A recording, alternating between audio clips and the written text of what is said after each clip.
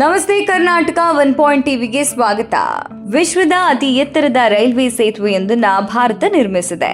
ಭಾರತದ ಕೇಂದ್ರಾಡಳಿತ ಪ್ರದೇಶವಾದ ಜಮ್ಮು ಮತ್ತು ಕಾಶ್ಮೀರದ ರಿಯಾಸಿ ಜಿಲ್ಲೆಯ ಚೆನಾಬ್ ನದಿಯ ಮೇಲೆ ನಿರ್ಮಿಸಲಾದ ರೈಲ್ವೆ ಸೇತುವೆಯು ಇಂದು ಜಗತ್ತನ್ನೇ ಸೆಳೀತಾ ಇದೆ. ಇದೊಂದು ಇಂಜಿನಿಯರಿಂಗ್ ಲೋಕದ ಅದ್ಭುತವಾಗಿದ್ದು, ಕಾಶ್ಮೀರದಿಂದ ಕನ್ಯಾಕುಮಾರಿಯವರೆಗೆ ರೈಲು ಸಂಪರ್ಕ ಕಲ್ಪಿಸುವ ಯೋಜನೆಗೆ ಇದು ಐತಿಹಾಸಿಕ ಮೈಲುಗಲ್ಲಾಗಿದೆ. ಜಗತ್ತಿನ ಅತಿ ಎತ್ತರದ ಚೆನಾಬ್ ರೈಲು ಸೇತುವೆಯನ್ನ ಜೂನ್ 6 ಶುಕ್ರವಾರದಂದು ಪ್ರಧಾನಿ ನರೇಂದ್ರ ಮೋದಿ ಉದ್ಘಾಟಿಸಿದ್ದಾರೆ. ಈ ಸೇತುವೆ ಭಾರತದ ಪ್ರಮುಖ ಯೋಜನೆಗಳಲ್ಲಿ ಒಂದಾಗಿದ್ದು, ಸೇತುವೆ ನಿರ್ಮಾಣಕ್ಕೆ 2 ದಶಕಗಳು ಹಾಗೂ ಸಾವಿರಾರು ಕೋಟಿ ಹಣ ಮೀಸಲಾಗಿತ್ತು. ಸುದೀರ್ಘ ಅವಧಿಯಲ್ಲಿ ನಿರ್ಮಾಣವಾದ ಸೇತುವೆ ಅತ್ಯಂತ ಭದ್ರವಾಗಿದೆ. ಇದು ಬಲವಾದ ಭೂಕಂಪಗಳು, ಬಿರುಗಾಳಿ ಮತ್ತು ಸ್ಫೋಟಗಳನ್ನು ಸಹ ತಡೆದುಕೊಳ್ಳುವ ಸಾಮರ್ಥ್ಯವನ್ನ ಹೊಂದಿದೆ. ಹೌದು, ಭಾರತ ಅದ್ಭುತವಾದ ಚೆನಾಬ್ ರೈಲು ಸೇತುವೆಯನ್ನ ಕಠಿಣ ಹಿಮಾಲಯ ಭೂಪ್ರದೇಶದಲ್ಲಿ ನಿರ್ಮಿಸಲು 20 ವರ್ಷಗಳಿಗೂ ಹೆಚ್ಚು ಸಮಯ ತೆಗೆದುಕೊಂಡಿದೆ. ಈ ಸೇತುವೆ ನಿರ್ಮಾಣಕ್ಕೆ ದೇಶ ಹಾಗೂ ಜಗತ್ತಿನ ವಿವಿಧ ಸಂಸ್ಥೆಗಳು ಕೈ ಜೋಡಿಸಿವೆ. ಅಫ್ಘಾನ್ಸ್, IIT Delhi, VSL India, IISc Bengaluru, DRDO ಮತ್ತು ಜರ್ಮನಿ ಹಾಗೂ ಫಿನ್ಲ್ಯಾಂಡ್ನ ಸಂಸ್ಥೆಗಳು ಸೇರಿದಂತೆ ಭಾರತೀಯ ಮತ್ತು ಅಂತಾರಾಷ್ಟ್ರೀಯ ತಂಡಗಳಿಂದ ನಿರ್ಮಿಸಲ್ಪಟ್ಟ ಚೆನಾಬ್ ರೈಲು ಸೇತುವೆಯು ಕಾಶ್ಮೀರವನ್ನ ಭಾರತದ ಉಳಿದ ಭಾಗಗಳಿಗೆ ಸಂಪರ್ಕಿಸುತ್ತೆ. ಇನ್ನು ಕಾಶ್ಮೀರ ಕಣಿವೆಯಿಂದ ದೇಶದ ಉಳಿದ ಭಾಗಗಳಿಗೆ ರೈಲು ಸಂಪರ್ಕ ಕಲ್ಪಿಸುವ ಕುರಿತು 1970ರ ದಶಕದ ಹಿಂದೆಯೇ ಪ್ರಸ್ತಾಪಿಸಲಾಗಿತ್ತು. ಅಂದು ಮಾಜಿ ಪ್ರಧಾನಿ ಇಂದಿರಾ ಗಾಂಧಿಯವರು ಅಧಿಕಾರದಲ್ಲಿದ್ದರು. ನಂತರ 1994ರಲ್ಲಿ ಈ ಯೋಜನೆಗೆ ಪಿವಿ ನರಸಿಂಹರಾವ್ ಅಧ್ಯಕ್ಷತೆಯಲ್ಲಿ ನಡೆದ ಸಚಿವ ಸಂಪುಟ ಸಭೆಯಲ್ಲಿ ಔಪಚಾರಿಕ ಅನುಮೋದನೆ ಒದಗಿತು. ಬಳಿಕ 2002ರಲ್ಲಿ ರೈಲು ಸೇತುವೆ ಯೋಜನೆಯ ನಿರ್ಮಾಣ ಕಾರ್ಯ ಆರಂಭಕ್ಕೆ ಅಟಲ್ ಬಿಹಾರಿ ವಾಜಪೇಯಿ ನೇತೃತ್ವದ ಸರ್ಕಾರ ಕೂಡ ಭೂ ಸ್ವಾಧೀನಕ್ಕೆ ಹಣವನ್ನು ಅನುಮೋದಿಸಿತು.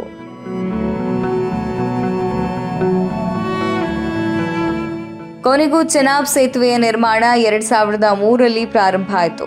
ಆದರೂ ತುರ್ತಾಗಿ ಕಾಮಗಾರಿ ಮುಂದುವರಿಸಲು ಸಾಧ್ಯ ಆಗಲಿಲ್ಲ. ಏಕೆಂದರೆ ಜಮ್ಮು ಕಾಶ್ಮೀರ ಪ್ರದೇಶದ ಒರಟು ಪ್ರದೇಶ ಚೆನಾಬ್ ನದಿಯ ಹರಿವನ್ನ ತಡೆಯದೆ ಸೇತುವೆ ನಿರ್ಮಿಸುವುದು ಇಂಜಿನಿಯರ್ಗಳ ದೊಡ್ಡ ಸಮಸ್ಯೆಯಾಗಿತ್ತು.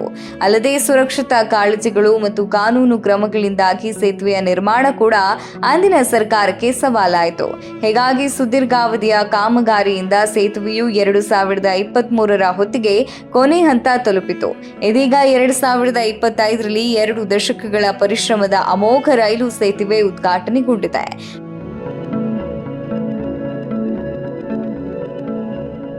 ವಿಶ್ವದ ಅತಿ ಎತ್ತರದ ರೈಲು ಸೇತುವೆಯ ಕೆಲವು ವೈಶಿಷ್ಟ್ಯಗಳನ್ನು ನೋಡುವುದಾದರೆ, ಈ ಸೇತುವೆಯು ಚೆನಾಬ್ ನದಿಯಿಂದ 359 ಮೀಟರ್ ಎತ್ತರ ಇದ್ದು, ಪ್ಯಾರಿಸ್ನಲ್ಲಿರುವ ಐಫೆಲ್ ಟವರ್ಗಿಂತ ಇದು ಎತ್ತರ ಹೆಚ್ಚಾಗಿದೆ.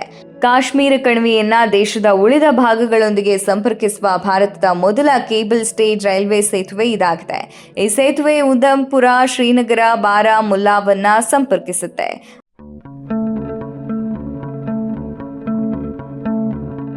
ಅಲ್ಲದೆ ವಿಶ್ವದ ಅತಿ ಎತ್ತರದ ರೈಲ್ವೆ ಕಮಾನು ಸೇತುವೆಯು ಒಟ್ಟು 1315 ಮೀಟರ್ ಉದ್ದವನ್ನು ಹೊಂದಿದೆ. ಇನ್ನು ಅತ್ಯಾಧುನಿಕ ಇಂಜಿನಿಯರಿಂಗ್ಗೆ ಸಾಕ್ಷಿಯಾಗಿರುವ ಚೆನಾಬ್ ರೈಲು ಸಂಪರ್ಕ ಯೋಜನೆಗೆ ಸುಮಾರು 43,780 ಕೋಟಿ ವೆಚ್ಚವಾಗಿದೆ. ಈ ಸೇತುವೆಯು ಭಾರತದ ದೃಢವಾದ ಭದ್ರತಾ ವೈಶಿಷ್ಟ್ಯಗಳಿಗೆ ಸಾಕ್ಷಿಯಾಗಿದೆ. ಎಲ್ಲಾ ಹವಾಮಾನದಲ್ಲೂ ಇದನ್ನು ಬಳಸಬಹುದು. ಅಲ್ಲದೆ ಇದು ಮೊದಲ ಬಾರಿಗೆ ಸ್ಫೋಟ ನಿರೋಧಕ ಉಕ್ಕು ಮತ್ತು ಕಾಂಕ್ರೀಟ್ನಿಂದ ನಿರ್ಮಾಣವಾಗಿದ ಸೇತುವೆಯಾಗಿದೆ. ಚೆನಾಬ್ ರೈಲು ಸಂಪರ್ಕವು ಹೆಚ್ಚಿನ ಅಪಾಯದ ಭೂಕಂಪವನ್ನ ವಲಯದಲ್ಲಿದ್ದು, ಹೆಚ್ಚಿನ ಪ್ರಮಾಣದ ಕಂಪನಗಳನ್ನ ಮತ್ತು ಗಂಟೆಗೆ 266 ಕಿಲೋಮೀಟರ್ ವೇಗದ ಗಾಳಿಯನ್ನ ಕೂಡ ತಡೆದುಕೊಳ್ಳಬಲ್ಲ ತಾಂತ್ರಿಕತೆಯನ್ನ ಸೇತುವೆಯಲ್ಲಿ ಬಳಸಲಾಗಿದೆ.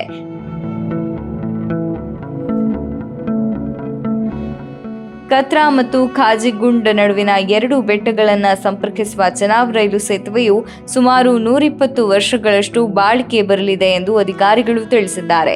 ಇಷ್ಟೆಲ್ಲ ವಿಶೇಷತೆಗಳನ್ನು ಹೊಂದಿರುವ ವಿಶ್ವದ ಅತ್ಯಂತ ಎತ್ತರದ ಸೇತುವೆಯು ಭಾರತೀಯರ ಸಂಚಾರಕ್ಕೆ ಮುಕ್ತವಾಗುವುದರೊಂದಿಗೆ 70 ವರ್ಷಗಳ ಕಾಯುವಿಕೆಯನ್ನು ಕೊನೆಗೊಳಿಸಿದೆ. ಭಾರತವು ಚೆನಾಬ್ ರೈಲು ಸೇತುವೆ ಮೂಲಕ ವಿಶ್ವದ ಗಮನ ಸೆಳೀತಾ ಇದ್ದು, ದೇಶದ ಹಿರಿಮೆಯ ಯೋಜನೆಗಳಲ್ಲಿ ಇದೀಗ USBRL ದಾಖಲಾಗಿದೆ. ಕಾಶ್ಮೀರದ ಎತ್ತರದ ಕಣಿವೆ ಪ್ರದೇಶದಲ್ಲಿ ನಿರ್ಮಾಣವಾದ ದೇಶದ ಮೊದಲ ಕೇಬಲ್ ಸ್ಟೆಡ್ ರೈಲು ಸೇತುವೆಯು ಹೆಚ್ಚು ಆಕರ್ಷಣೀಯವಾಗಿದ್ದು ಜನರ ಗಮನ ಸೆಳೀತಾ ಇದೆ. ಇದಿಷ್ಟು ವಿಶ್ವದ ಅತಿ ಎತ್ತರದ ಚೆನಾಬ್ ರೈಲು ಸೇತುವೆಯ ಕುರಿತು ವರದಿ. ಇನ್ನಷ್ಟು ಮಾಹಿತಿಗಳೊಂದಿಗೆ ಮತ್ತೆ ಬರ್ತೇವೆ. ಇದು 1 ಪಾಯಿಂಟ್ TV.